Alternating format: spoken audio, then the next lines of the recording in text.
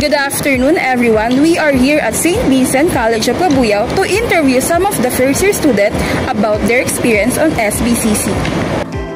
Mabuhay! I'm Francine Arian Cabrera. Tara, samahan niyo ako maghanap at mag-interview ng first-year tourism student. Tara!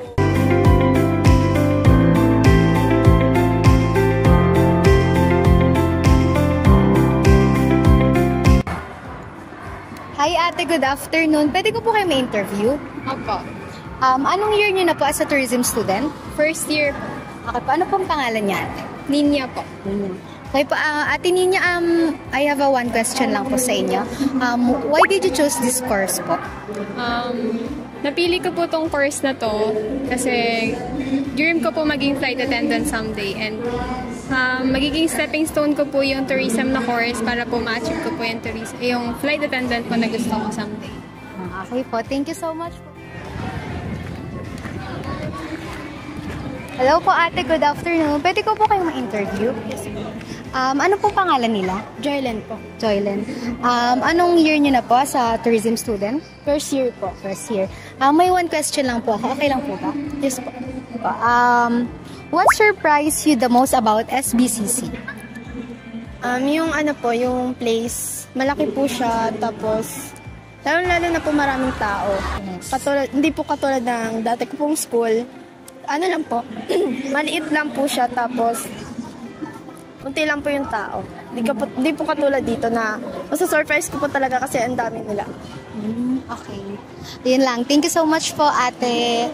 Pangalan mo po? Joylen. Joylen. Thank you po. Mabuhay! I'm Princess Nadia Albania. Tara, samahan niyo akong maghanap ng first year student na i-interviewin.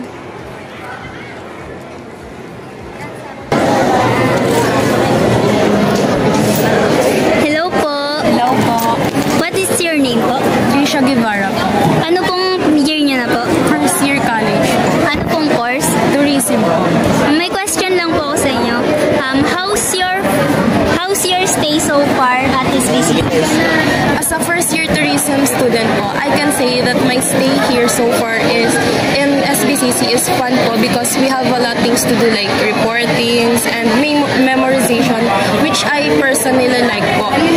Even though marami po kaming ginagawa, I don't feel pressure po kasi yung mga teacher po dito is mababait naman po.